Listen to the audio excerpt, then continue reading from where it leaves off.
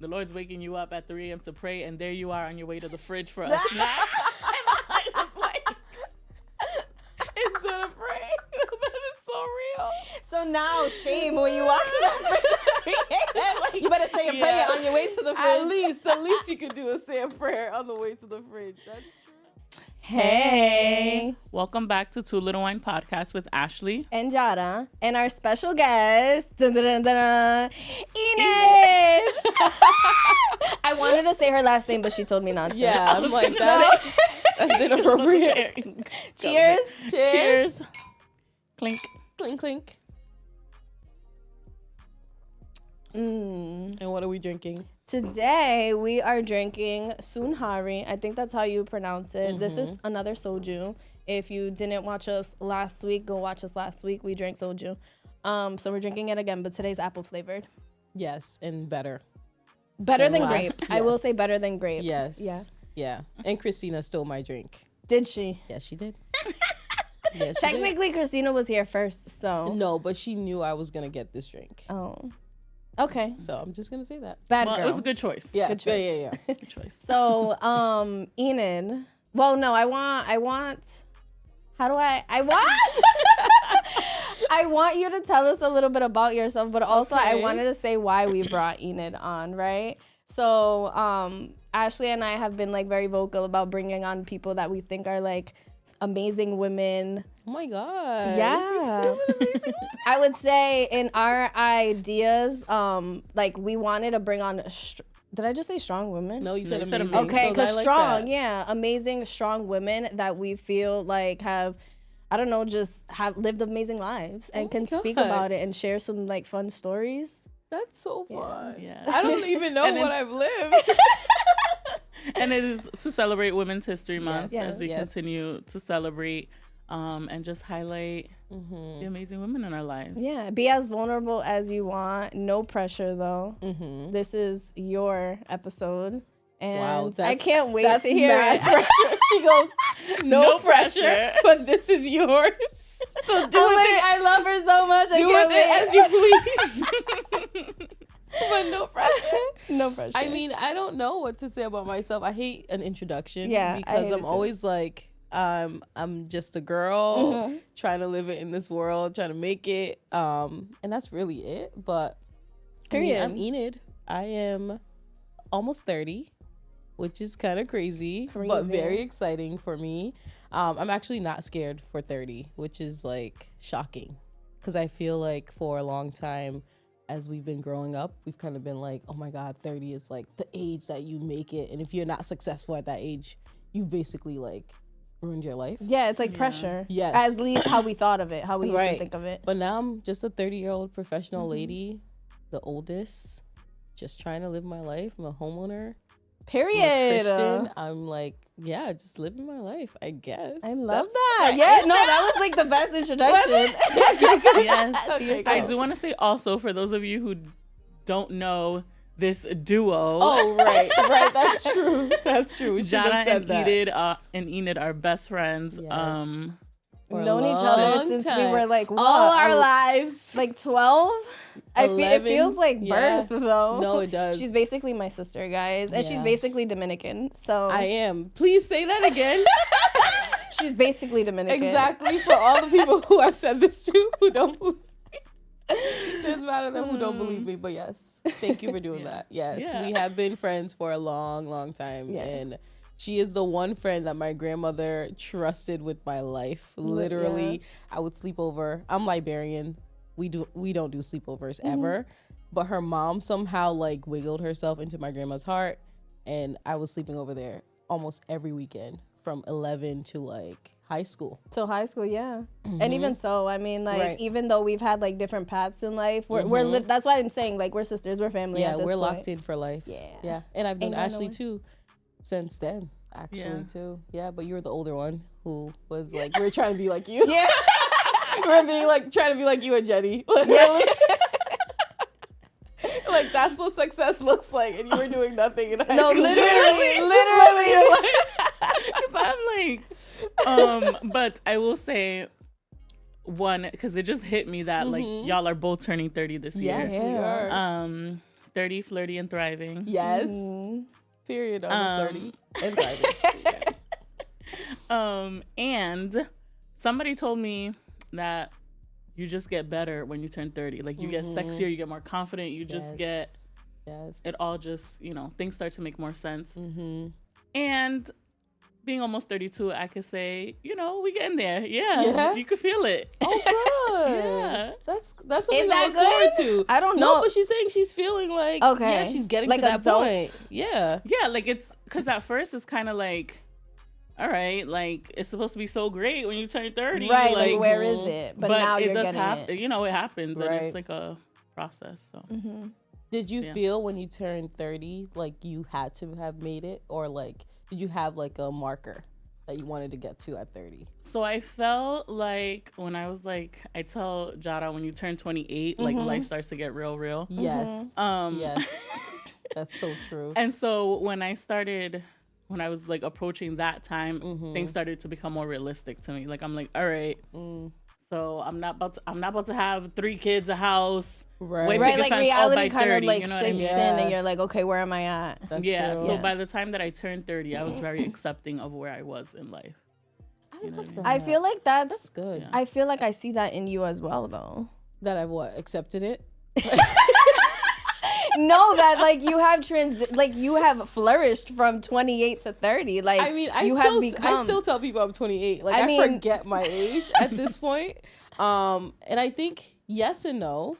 I feel like I've flourished in different ways, and then there's some ways that I'm like, I wish I was further along. And I don't think that's a problem. I think No. we should always be growing. I've also heard like 40 is the new 25. Like, people are saying that for every age. 100%. And I'm like, you know what? That's wonderful, because when I get to 40, I want to be thriving. I want to be like feeling the sexiest I've ever felt. Yeah. So I'm like, yes, I have made it, whatever the hell that means, right? But also, there's still much more growth that's ahead of me. So we'll see. But she's 32 and she's Yeah. still experiencing Well, that. So when we started the podcast, you had just turned 30, right? Yeah. God. Right? Because I was 28. No. It was a year ago. This was last year. Last year.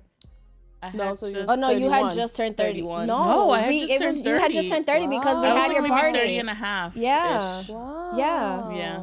Because I remember saying you should go back to the episode and see like how you were Yeah. as Well, a person by that by time. the things that we said, because Yes. I still get nervous on the podcast. No, every not day. even by how like confident you are on the show. It's more so like, what are you Mindset. saying? Yeah, Yeah. because that may have shifted. That's cool. I didn't know that you had just turned 30. Yeah. I mean, Time flies. I didn't know She I had didn't just even turned know. 30. I'm like, no, 31. Yeah, it just It time just flies goes. literally. Wow. Okay. And then you're gonna be on the show turning 30. I am. You will be there first, and then you'll tell me how I you will like get it, there and then first. you know Yes. get me ready, and then a couple months I later am a it's my July turn. baby and she's a October baby. But yeah, we'll see. We'll see.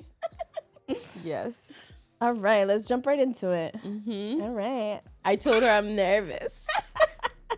No, for real. everyone, open up with receive Enid with open arms. Please. I didn't read that. I said that from my head, but I was looking at my phone. You like wrote it For those down. of you watching, how do you define a womanhood, and what does being a woman mean to you? How do I define womanhood? Yeah. That's a tough one because I don't think womanhood has a definition. I think it's more of like a feeling. And when I think of womanhood, I think of like emotions that come with that, or like, yeah, just like qualities of like woman, whatever that would be. Whatever it's Yeah, supposed to look so like. I think you kind of started it off like it's like when you choose womanhood, it's something that you're choosing to be. It's something that you're choosing to be in, because I feel like a lot of us are like transitioning from girlhood into womanhood and trying to figure out like what the hell, like what is that transition supposed to feel like? What is it supposed to be? Like, how am I supposed to show up now as a woman versus how I was at 18, 21, even 25, maybe even 28 or now. No. And now it's like you have to make a decision to be a woman. And to me, that comes with a lot of responsibility. Womanhood feels like a lot more wisdom, a lot more understanding for yourself, more acceptance for who you are and who you want to be. It's also very grown, very sexy, very mature. Like, so those are the emotions that I feel when I like think of womanhood. Yeah, I'm like, wow, I'm about to be like that girl. But you are that girl. I'm that woman. Yeah, you're that woman. Yes. I'm still just a girl, guys. No, but you're not though. You're like, yeah, I'm just a baby, but also I'm a woman. I want to be treated like a baby. Yes. That was so well said, Miss. I'm nervous. I'm still nervous. I'm nervous, but still. Yeah, no, I agree. I think it was really well, like, when you're saying it's a feeling, it's something that you choose to show up as. You choose to show up as a woman and not just a girl. Yeah.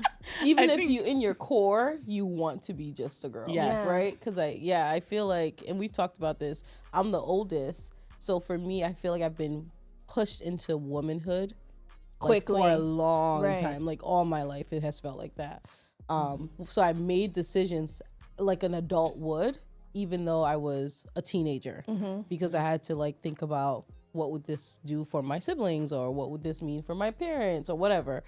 I always had that mindset. So I feel like I've been in womanhood for a long time. I'm just now owning it. Yeah, and accepting it and finding your version what my truth is in that experience, instead of it being like, well, as a woman, you're supposed to do X, Y, Z. Yeah. Right. So that's been fun to explore. Yeah, I would say. I think. I like that you say it's been fun to explore, because I think oftentimes we take it on as like this heavy responsibility, like this heaviness. Oh yeah. And in there, you know, there's still joy, right? Like figuring yourself out, redefining what being a woman is to you. Not only thinking about like culturally, what does my family say I have to do? What does my culture say I have to do? What does society say that I have to do, and how I need to show up? And like being able to figure that out for yourself is really a beautiful part of the journey. Yeah, it's true. And knowing that there's no definites, right? Like, I think that that's the biggest thing, because you're choosing your own path. Yeah, I'm creating it now by myself. Yeah. Oh, so sexy and grown. Thank you. I'm doing my best. So when you think about like your culture, right? And like your family values, we take some things from there, then we learn about ourselves and what do we want. Yeah. How has your definition of womanhood changed or evolved when you're considering all of those things? I mean, culturally is so much. Like, Liberian women are so strong. They take on, and I think this is a thing with like a lot of different like ethnic cultures. We have been raised to be very, very strong. I'm first of all surrounded by a lot of women. Can we swear? Yeah. Okay. Yeah. I'm like trying to control myself. This is our show. Right. But I have been surrounded by a lot of women in my life. Like, my poor brother is like, he literally is fighting for his life. He's like really the only, well, it's Valman, and then one of our other cousins. But like, it's just been massively a female presence in my home. So that's all I've known. It's like, you have to be strong, but then you also have to be soft, and you also have to be like the homemaker, but then also a provider, which is really nice, right? Because I feel like some other cultures have this thing where it's like you're either the homemaker or you're the provider. You can't be both. Right. I've seen both all my life, of like women who work. Like, my mom is someone who has had a job, a really great job all her life. She went to college, got her master's, then got into her career. Same thing with my grandmother. She was someone who went to school, then got into her career. My aunt, same thing. So I've seen like, okay, so womanhood in our culture means you're strong, but you're also someone who is like providing for yourself.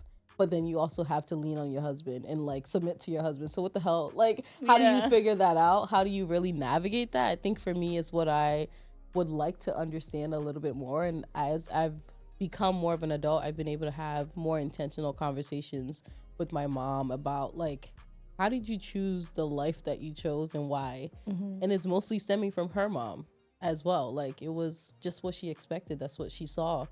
And I feel like Liberians are very judgmental, like people in general. And if any Liberians are watching this, I'm so sorry. They probably anyone agree, though. Anyone from my generation can probably understand that. Like, we are very firm in what we think. And there's no flexibility in like gaining understanding until you're forced to have that. So I think for me, that's something else I've seen with what it looks like to be a woman. It's like, well, you have to be this, you have to marry this, you have to like treat your family this way, you must have kids. If you don't have kids, you failed, basically. Or you take care of your home. If you're not taking care of your home, you've also failed. And that's something that I'm like, do I want to have kids now? I don't know, because if that means I'm a failure, then I guess, I mean, I'd rather be failing in peace than like have kids and be suffering. I feel like that's so much, though. It's a lot. Yeah. It's a lot. It's a lot of responsibility. And it's like, it's beautiful to now figure out my culture, but it's also, especially since I'm away from like my home, I'm not in Liberia, so I'm learning it from people who are also not there anymore. It'd be nice to be in the space and see how people actually move. But I'm like, I'm kind of scared. If I was there, they'd be like very strict. Like life would be a lot different for you. Oh, absolutely. Because I feel like although you understand and respect your culture, you're a lot different. Like you're more open-minded and more gentle on yourself with your decisions. Yeah, it wouldn't be the same at all. Yeah. It would be really hard. Yeah. For sure. And when the few times I visited, I'm like, wow, the women here are like, I'm really impressed by them, but also sad for them because I feel like they have no choice. Like you have to live to that standard or else literally they will call you that. Like they're very blunt people too. They will tell you that you're a failure to your family. Damn, I'd be crying like every day. Literally, it's so sad. It really is so sad.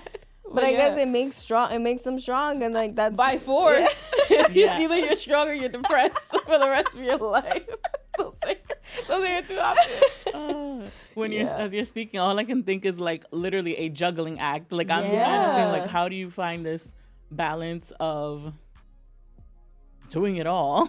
I don't know if they really have. I feel like my mom is the youngest of her siblings, so they've always told her that she cries the most, but she's also the most emotive as well. So like she gets angry faster. She also is more sad faster, or she reacts faster than like her siblings will.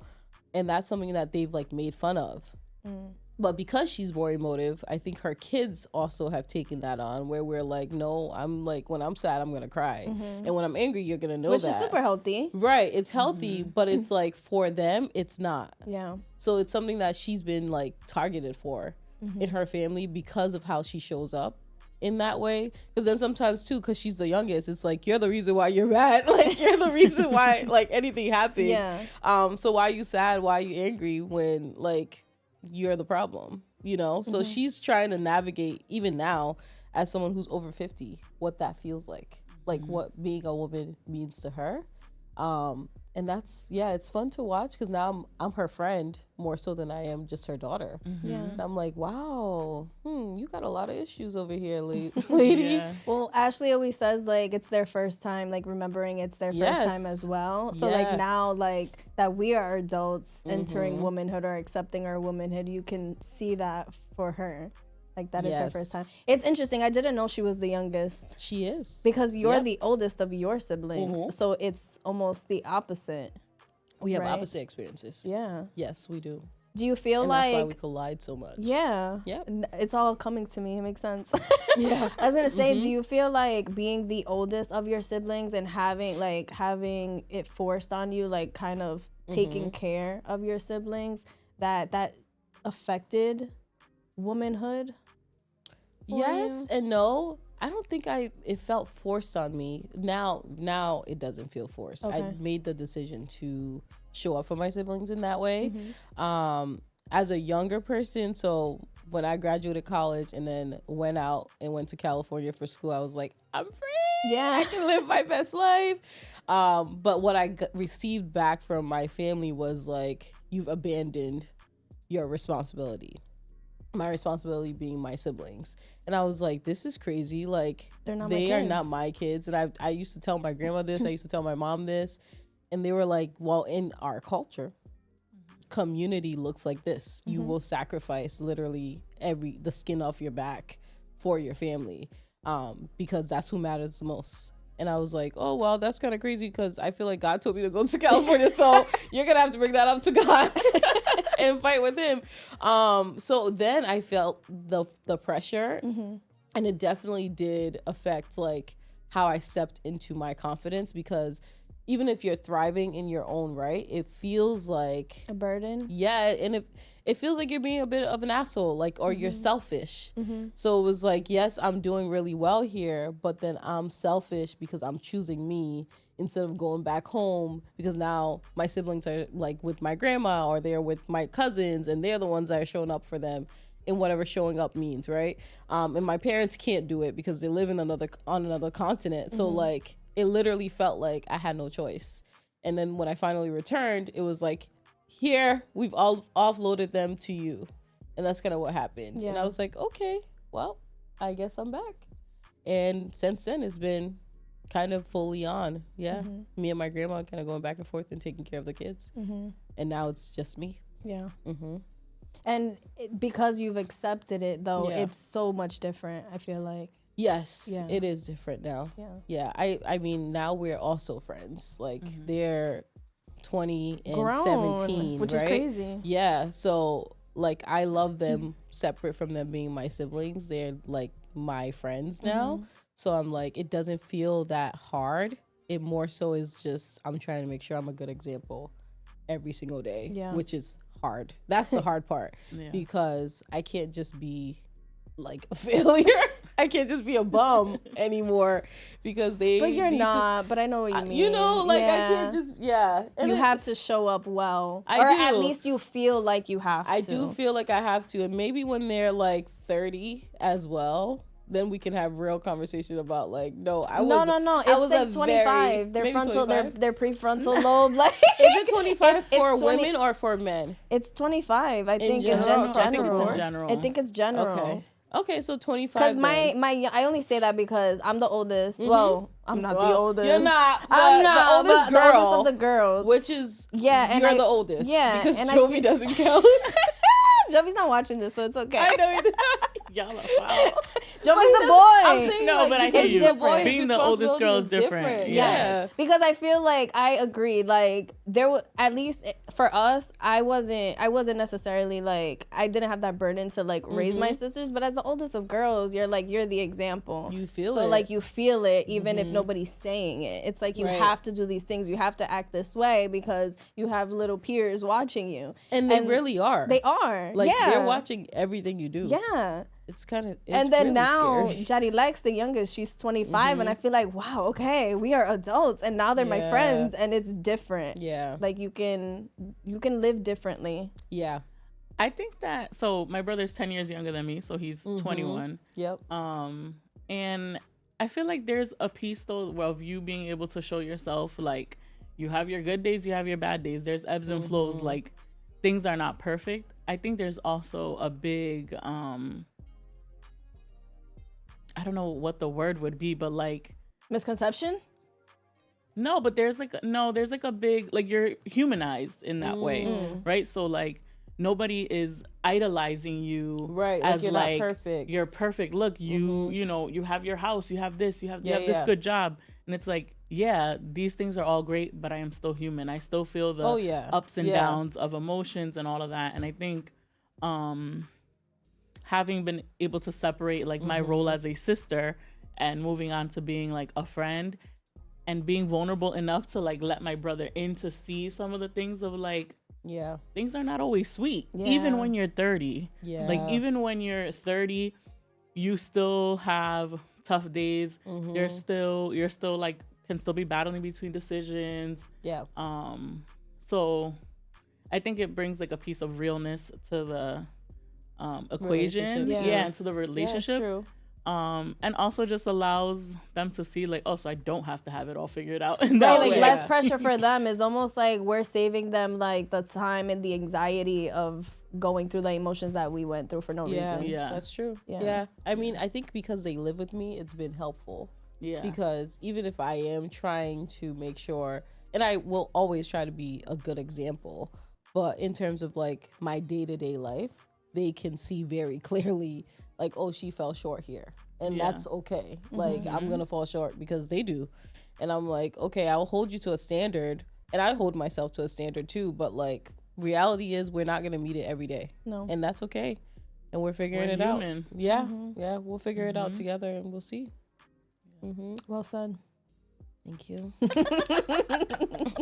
I feel like this is like a therapy podcast. Yeah. Does it feel like that? I love it. This was great. I feel like I'm growing into my womanhood each episode. By the end of this month, you'll be a woman. I am a woman. No, it's so funny because like pre-show, I was telling Enid, like, when it's our turn, like 100% I'm gonna cry. Yeah. And it's because listening to other people, for me, I go through things in my head as I'm listening to your stories of like reflection, like self-reflection. So this is awesome. Oh, good. I know. She was like, don't make me cry. I'm like, I don't know if I will, but we'll see. It's not my plan. Because I hate crying and I look so ugly when I cry. No, Christina said it's an Oprah moment when you cry on a podcast or on air. Okay. It's because she's a crier, though. She almost did. She cries a lot. So I always going to, every time I cry in therapy, I always tell my therapist, like, oh, I didn't plan on crying today. And his response is always like, oh, you plan your therapy session?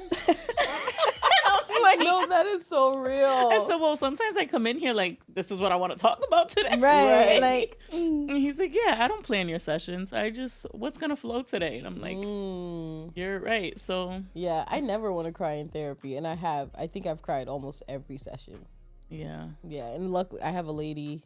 So she's a crier too. So y'all be crying together? She has shed a tear about like, cause I went through a lot of like mess this past year. So like, I think just in general, she's like, oh, I'm emotional too. Yeah. And she'll cry a little bit. I'm like, thank you. In solidarity. Yeah. Like, makes me feel a little bit less alone. Yeah, because I hate when people are just staring at you as you're crying and we're virtual. So I'm like, damn, this phone's back close to my face. There's no hiding. That's so I will funny. say 28 is when I really started to allow myself to cry. When I would be like, girl, let it flow. Oh, wow. I'm less of a crier now than I used to be. I think my cries have just always been consistent. I cried on my way here today. Did you? Oh, but you've always been a crier. I've always been a crier. Yeah. Mine shifted. It shifted downward. And I don't know why. Gotta tap into that. Yeah. I'm gonna bring that up in therapy next month.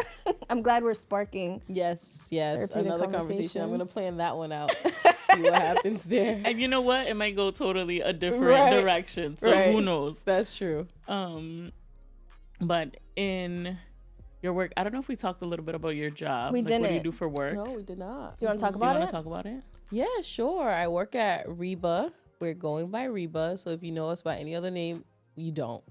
It's just Reba. Okay, it's just Reba because it. of the current climate of our world and the administration. We are making sure that people know that we serve everybody and we're open to everyone.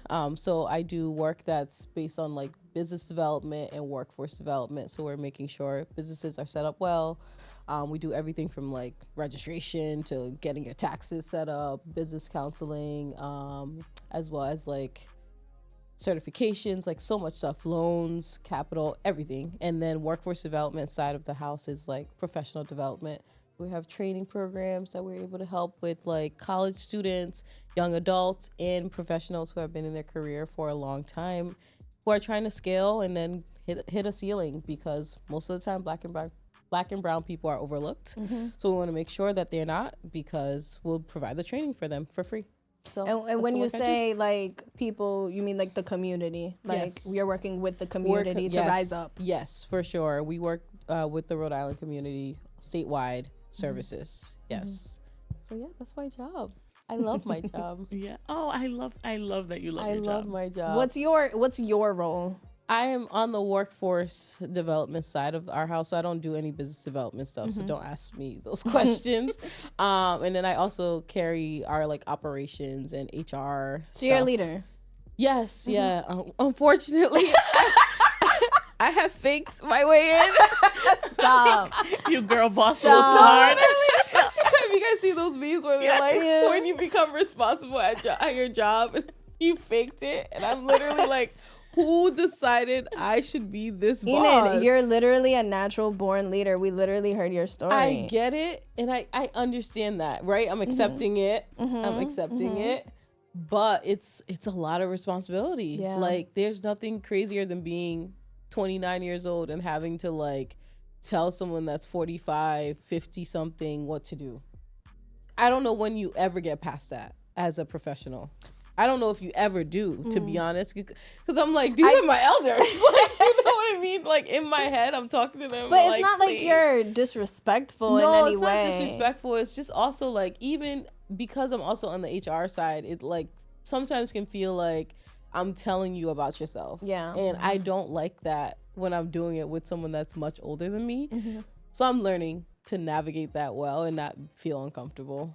And apparently I do it well because I guess at work I'm a different person, honey. It's not this girl. That's your innie, and this is your outie if you're not watching Severance. That's a Severance reference. Oh my God. I started it. Good. Yes. We're not going to talk about it right now, though, because I'll go on a tangent. Please. Yes. Yeah. But so it sounds like you're a leader in multiple roles in your life. Yes. In your family, at work. And how has being a woman and in leadership, has that had any impact on you? What has been your experience like? Yeah, it's been cool. I think women are better leaders. That's just what it is, to be honest. I feel like I've seen a lot of women be leaders in my life. So I've never been scared of the idea of being a leader. I think if anything, it's like, am I ready yet to be called a leader?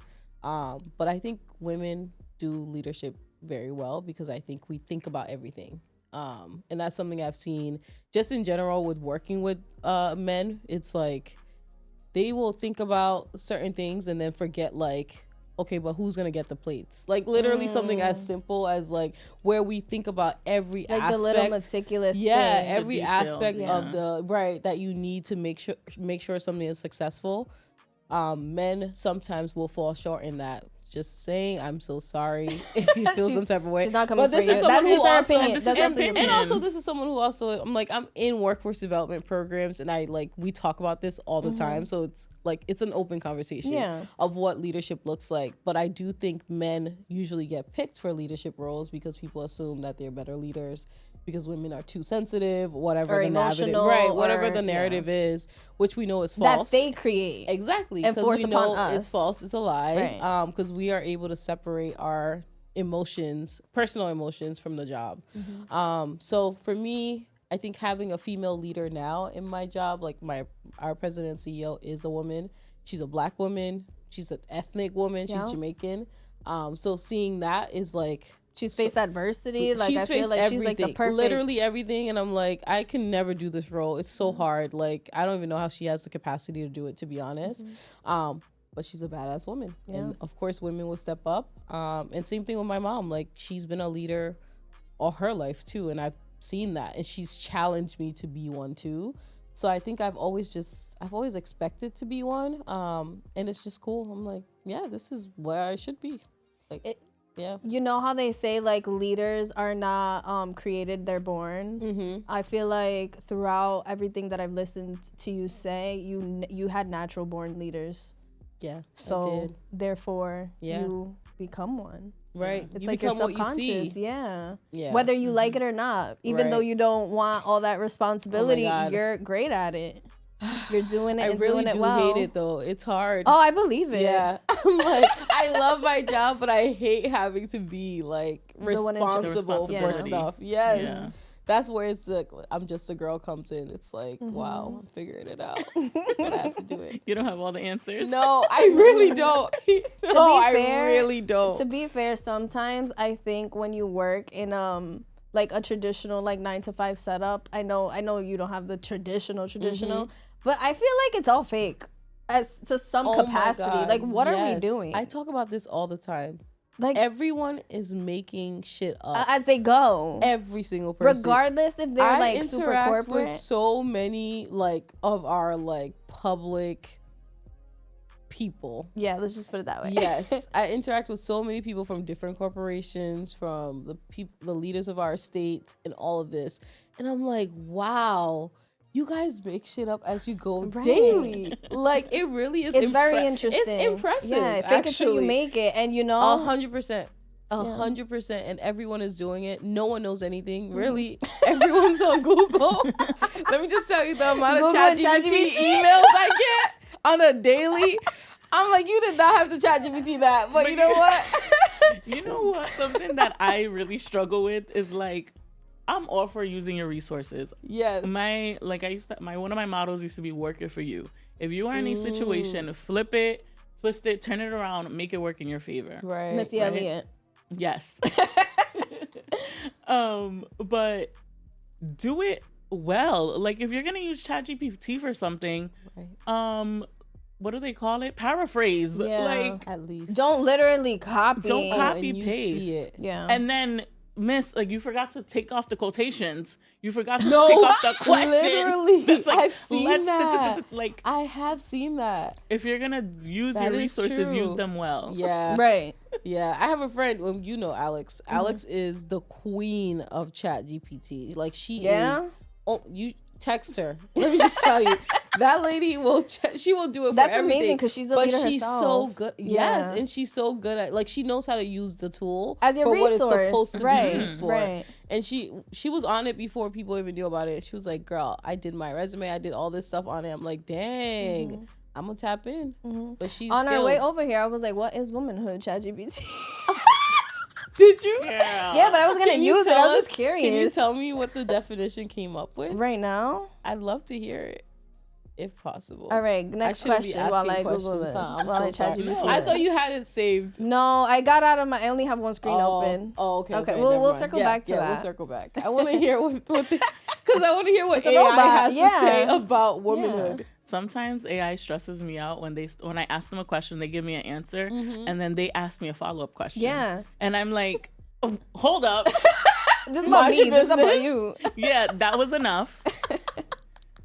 Do not. I actually haven't had it do that to me yet. Yeah, they'll try to like pry a little bit. I think it's to like give you more information, but it's like, and it's also for them to teach themselves about you though too, so that you can. When I see like the memory update, I get a little stressed. Like, don't remember me. Like, damn, you know everything about me now. No, I have a friend who like tells ChatGPT about themselves so that it knows how to answer based on who you are. Oh. So it's like, I'm a black woman that's this age and blah, blah, blah, blah, blah. I work this kind of job. So now when I ask you to write an email for me, you already have the basis. Yeah. And I'm like, I get it, but that's so scary. Some people, I thought you were going to say, like, I have friends that use it as their therapist.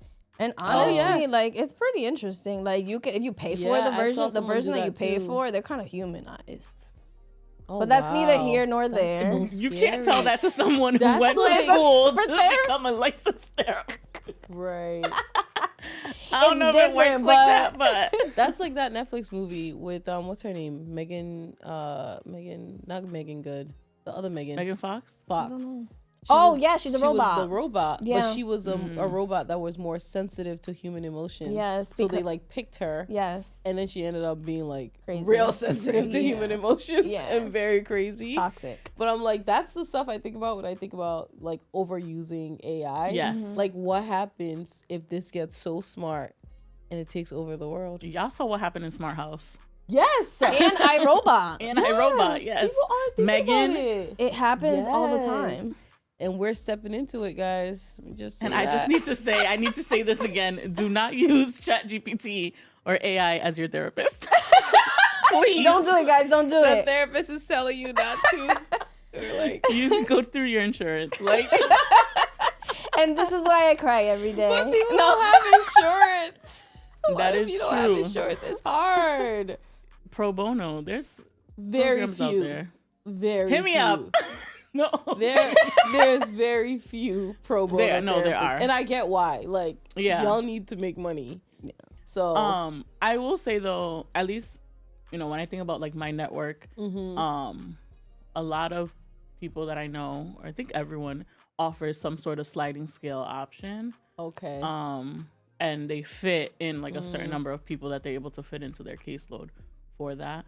Because it is true. Speaking about therapy, do you feel like as you were growing up, because therapy is like a cultural thing. I feel like at least in our culture, it was frowned upon at some point in our youth. Like it wasn't, you don't go to therapy, you're a crazy person, you don't ask for help if you need it, stuff like that. So is that something that has changed for you? It's changed for me, not for my family, I would say. No. I think they still have similar perspective on therapy. And I intentionally mention it to my mom whenever I have therapy. I'm like, oh, I have a therapy appointment. She's like, oh, okay. Have fun with that. Like, just hoping one day it sticks. Right. She's just like thrown off by it because they didn't have that. Like that wasn't even a thought for them in Liberia at all. I don't even know if they have therapists there still. And they must. I literally have no idea. Oh. They may, because I think it's become something that's more mainstream and like people talk about it a little bit more. But I remember when I was in high school, I was in middle school, I used to wear like, do you remember this? I used to wear bracelets like up to here. Yes. Yeah. Yes. And it was just for the vibe. Yeah. Like literally I wasn't even depressed. I wasn't sad or anything. I just wore it because that was a thing. And it was like the rubber band bracelets. Yeah, the silly bands. Yes, that everyone was wearing. And I remember having that and my grandma freaking out. Like that lady was so scared. And she was like, I think she's cutting. Oh, warning. It's okay. Warning, trigger warning. We'll say that. We'll say that. Sorry. She just assumed I was doing something to hide it. Mm-hmm. And I was like, I'm not even self-harming. Like, I promise you I'm not. I'm just wearing these bracelets. And I remember her calling my mom and telling her, like, I think she needs to go to therapy. And that was the first time I heard my grandma say that. Yeah.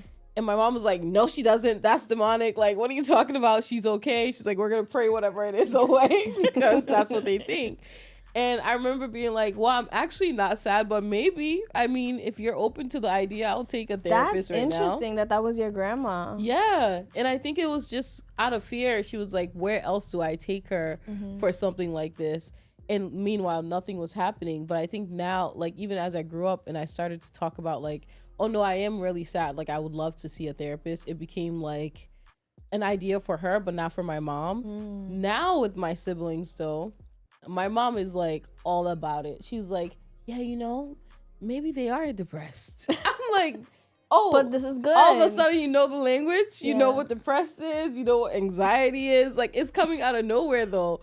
But it wasn't for my experience. It was like, I think I had to like begin that for her to be able to understand, okay, yeah, depression is a thing. Yes, anxiety is a thing. And even if you don't want to like say your kids are this, they may be experiencing it and you have to adjust to that. So she's learning and ask for help along the way. Right. Yeah. She's learning what it means, but like beforehand, no, she had no idea. She did not agree. And I still think like culturally it's still like shameful. Frowned upon a little bit. It's more shame. Yeah. It's like you should be able to handle your own life. And if you can't do that, that means you're failing. I think too though, like a therapist's role is often misunderstood and like what they actually do. Even with people in therapy, like, you know, I always say too, I always tell my therapist, like, it's different from this side of the room. Like, you know, when you're on the other side, like, you see things differently. It's really easy to like, you know, the tools, you know what to recommend when this and this is happening, but applying it in your own life is a challenge, can be a challenge. It's hard. It really is hard. I'm still figuring out how to like take advice like well and actually do what I'm being told to do. Because what I've learned of therapy is like, oh, it's not just a venting session. Like you should be leaving with tools. And also it shouldn't be long term for the rest of your life. Yeah, you shouldn't rely on your therapy appointments to quote unquote fix. And we know so many people who are like, I'm going to be in therapy forever.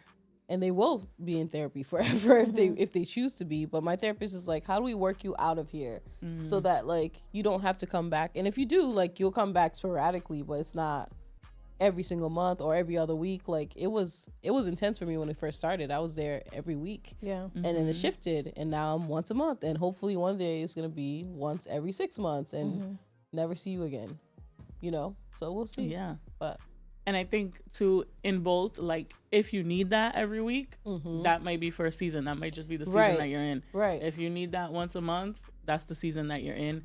And we go through like so many ebbs and flows that it can flop back and forth. You know what I mean? Yeah.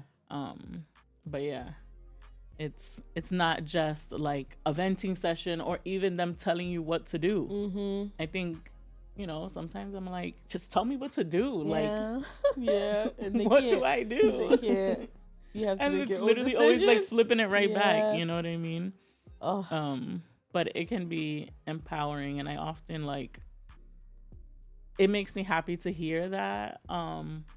Although it's taken a long time. Let's say maybe, for somebody like your mom to kind of come around to the idea that, you know, she's getting there, and like She is. it's like opening. You just open it up just a little bit every. Isn't she a different person? time. Yeah. Like, Well, it's like, so crazy. Yes. Yeah, it's so cool. It's beautiful. I know. She goes to Johnny for her facials. For facials. Yeah. When she's here, she's like, "Can I go to her?"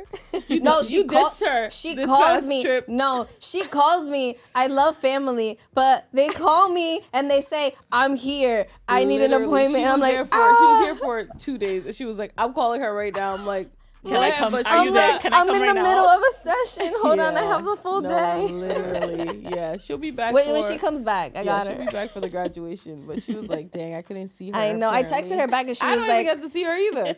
I texted her and she was like, "I'm away already." I'm like, Yeah. "Oh, sorry. Love you." Gone. Right. See you in 2 months, I guess.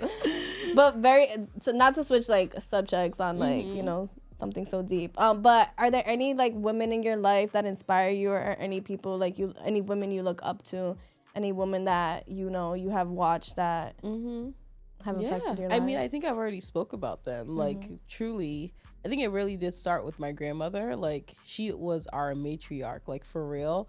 And I don't think we realized how much of a matriarch she was until we lost her. Because I was like, oh, wow, this lady, like, really connected the family.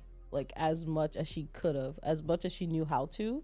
And I think for me, watching the way she like worked, the way she cared about the family, the way she cared about connection with the family really is like inspiring for me. And she wanted to see her kids succeed. Like, she had 3 girls, and culturally men are like valued so high in the Liberian community. So like when you have 3 daughters, it's almost like you have to make sure they're working 3 times as hard, harder, right? To make sure that they're successful and that no one can bring shame to your name or whatever.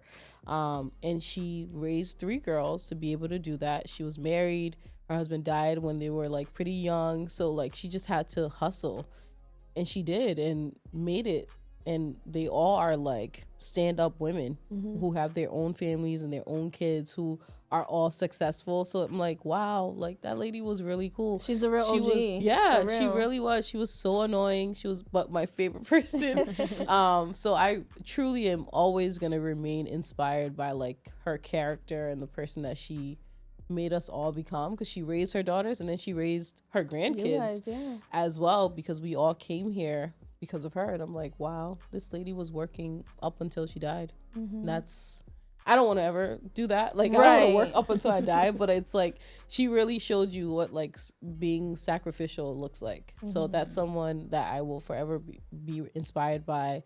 And then like my mom and my aunts, I think similar thing. Like they're women who go after it, and they did for early in their lives, and like really succeeded in their careers and had the family and all of that very young. Like my mom had me when she was 24, and I can't even imagine having an actual child. Like I have my siblings that I call them my children, but like I'm not, if I wanted to get rid of them today, I really could toss them to their mom. But like just thinking about her being young, fresh out of college, having me, and having to like navigate her relationship with my dad at the time, and then leaving him and going and getting married a year later to my stepdad. And like, I'm like, you know, there was probably so much shame with that, having a baby out of wedlock. And she did it. And still, she's so strong and like, she had to face it. And she like made sure that I like became someone that was worth the investment and worth the shame and worth all of that. Because, you know, I'm sure it didn't feel good in that, having that experience. But she was able to do it, and she's killing it in her life. And so, that, like, not letting that define her. Exactly. Right? Like, there was what people expected of her. Right. Like, yes, you know, I had this baby, and I did all of these other things Literally. too. And I have all of this other stuff. Yeah. And I think that's something that we can learn from, in just of like, when we feel like we fall or when we're falling short, it's like, okay, but this doesn't define me. This happened, and all of these others. Like, I am also all these other things. Yeah. And she truly is like, she's a career woman, but also like such a woman of faith. Like literally, she probably the reason why I'm alive still. Like, I'm sure there's been so many cases. She will pray like 10 times a day. Oh my God. She has a prayer closet that she goes into, and is my picture in there now? Yes, your picture is still in there. And she has pictures of me, my friends, and some of our family members, and she'll go in there at like 3 a.m. and she'll pray for everybody and pray for herself and then go back to sleep. And I'm like, I'm telling you, I'm only alive because of this woman. Because if it's based on my prayer, I'd be dead. Stop it. I mean, I pray, but like, I'm not as consistent as she is.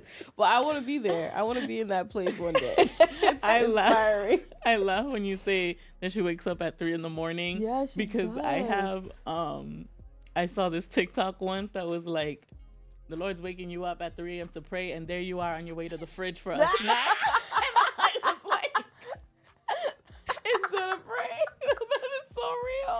So now, shame when you walk to the fridge at 3 a.m. You better say a prayer on your way to the fridge. The least you could do is say a prayer on the way to the fridge. That's true. That's actually hilarious. I could not stop laughing when I saw that. Oh my God, I love that. I have been getting up at 4 though. I'm for Lent. I'm like doing that with my church. We have like a prayer line, 4 a.m. to 4:30. Do you continue the day after 4, or do you go back to bed? I haven't got into that yet.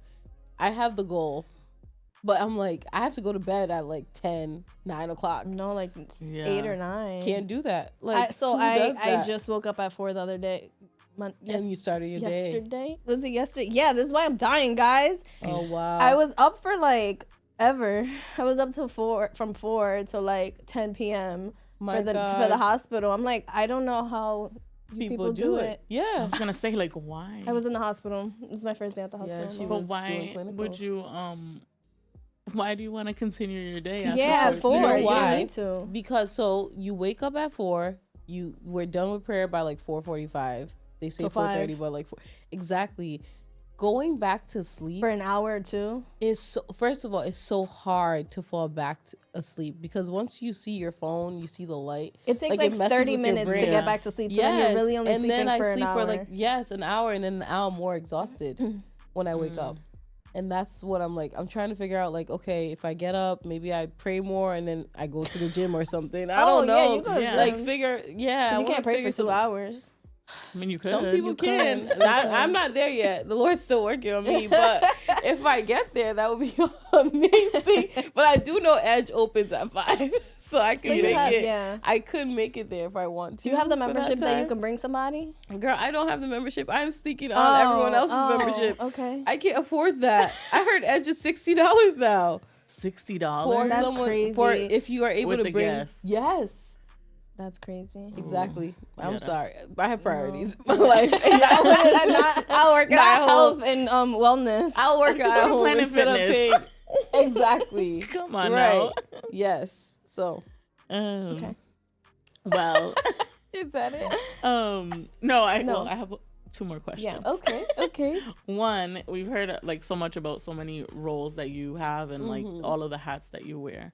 How do you practice self-care and like preserve yourself and your mental sanity? I don't know if I feel like you just started more intentionally. Yeah, I think now, yes. Yeah. Thank you for giving me credit for that, because I don't think I was doing anything self-care like. I think we tried, remember, was it last year or the year before when we started doing massages? And we did like a few. Year. We did a few of massage, but not enough. No. So that was something I was like, like to just like help my body get rest. Like I wanted to do more massages. I think therapy has felt like self-care, because it's really just, I'm literally choosing myself in that time where I'm not focused on anybody else aside from what is happening in the session, but it's like, it's for my benefit. So that's felt good to be consistent in. The gym now, I started working out this year, and I've been consistently working out the last 3 weeks. Yeah. Yeah, it's on TikTok. It is on TikTok. Follow me on TikTok. What is it? What's the TikTok? I think it's just Enid Alexis. Okay. Yes. But we'll put it in the caption. We'll put it in the caption. I want to be a TikTok star. But yeah, I started working out, and I think that's been helpful. But something else that probably feels more like self-care too is like watching TV. Like literally, like getting home from work and just sitting on my couch. And you know, I used to work so much. Like I would be working till like 9 every day because I love my job so much. And because it's community based, it feels like fulfilling, but then it's cutting back from my own life. So this year I've been intentional to make sure I'm coming home at a decent hour and I can like watch TV and watch a new show. Like that feels like self-care. Yeah. And that's been nice. So yeah, those are the things I'm choosing. I think there's so much more, right, that you can do and more that I want to like expand into, because when you watch like self-care girls that really do that, they got all that time. I'm like, what do you guys do for a living? Right. It's impressive. But I want to add some more stuff. Yeah. I'm like, I want to do more facials when I can get my esthetician on the line. We can get you in, girl. That's a whole different story. Ashley, you already know you can't. She's so booked and busy. I'm like, can you squeeze me in for 20 minutes for my armpits? We did, so don't throw shade. Don't throw shade. My armpits haven't been waxed for like 2 months. I will say though, as a friend, I love to see. What were we gonna say? No, I'm like, I can't, because you don't be squeezing me in for real. Not all the time. Yes. Look at Enid, my eyebrows. I was gonna say something beautiful. Sorry. Okay. I just want them to see my eyebrows. Oh, guys, they look at her finally brows. look so good because Fire. 2 months. Chef's kiss. I went 2 months without them being waxed. Imagine what I looked like.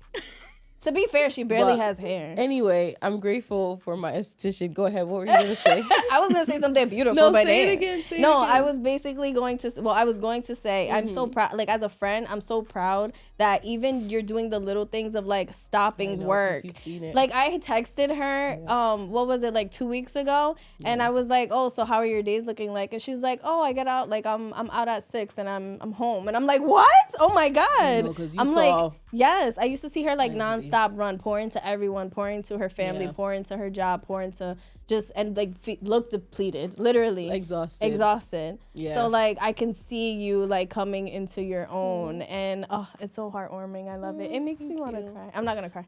But it's like you said when we first started, like you're growing into your womanhood and what that looks like. And in the text you said, I want to live a long, healthy life, something like that. And I'm like, I need that from you. I know. Like, I'm so happy you're putting yourself first, even though it's little things. Yeah. It's the little things that add up to the big ones. Yeah, I was just going to say, I'm like, that's how it starts. It starts with like the little things and like setting those boundaries for yourself. And I really do want to live a long, healthy life. Yes, you need to. I really do. I feel like the earth deserves a lot of you. Yes, and I think I'm meant to stay here a long time. And Amen. Amen, please, Lord. I feel like after grandma last year and then my dad, I was like, they both passed so suddenly, and it was a shock to all of us, right? Unexpected, right? So I was like, wow, like what's going on with this family? Why is it that, because they were both pretty young. My grandma was 74 and my dad was 59. I'm like, that's young for a man. I think women are the ones who die a little bit younger. It's the standard, but like for him to pass as fast as he did, he wasn't sick. I was like, wow, I have to like think about my own life and my world, because if I'm always just like working, and that's what they were both doing. My grandma didn't want to retire. Yeah. That lady was on a sick bed, like, I'm not trying to retire. I'm like, girl, set yourself free. I feel like that really was my motivation to like get myself together and start looking at my world and what I'm doing on a day-to-day for it to matter. Like everything I do daily matters. And that includes working out and being active, because I don't want to like just sleep through my life or work through my life. You have to make conscious effort. Yeah. To enjoy it at least. And God forbid if I did pass younger, at least I've enjoyed my life. Right. So. All right. And lastly, last question. What if you could like give your younger self advice? What would you say? I would say not to be so shy. Like, don't be so uncomfortable with who you are. I think I was pretty shy as a kid. Like, you don't think so? I don't think so. But I think people mix up. Oh shit! Sorry, that's probably so loud. I just smacked the crap out of the mic. Okay, I think people mix up me being like friendly with like me being comfortable and confident. So even though I was like friendly and engaging with like my peers, I think like if you were to put me in front of a group to do anything like presentation style, whatever, to talk openly, I'd be like, oh my God, don't pick me, pick that girl. Like, she's better or whatever. So I think for me, it's right now I'm even still learning that. Like, how do I show up the most confident? And I've had to because of my work, but now it's like, it should translate into my entire life. Like, I gotta be the best and the most confident me. And I would tell her like, you're okay. Like, you got it. You just have to do it. Even if you're closing your eyes through it, just do it. No one's gonna judge you as much as you think they are. People actually don't care, like, at all. And I tell my sister this now, like, nobody cares. Like, you can mess up. You don't have to like be what you think you need to be. And she's trying to follow my lead, and I'm like, girl, it's okay, because I see myself in her. She's different from me, because younger siblings of this generation, I think they're like a little crazy. Like, they don't care about anything sometimes. But I'm like, I know she's like very inspired by my life. And I'm always telling her, like, please live your own life. You have your own things to do. I will be here to guide. But like, I made a lot of mistakes as a young girl and it all stemmed from like me not wanting to put myself out there. And I think, I would tell Enid to do it and not to be too scared. Just be herself and be confident. No one's going to judge you. You're judging yourself the most. That's fair. That's good advice. Yeah. So that's it. Yeah. Well, Enid, thank you so much for being here with us and like sharing yourself and your story and all the parts of you with us and our audience. Thank you. Yeah. You guys want me back? Yes. Okay. No, but we love you. Didn't it feel good? Like, you were nervous at first, but like once you get into it, I get nervous every time. Yeah, I think it was partially the soju. But 90% you guys. This is why.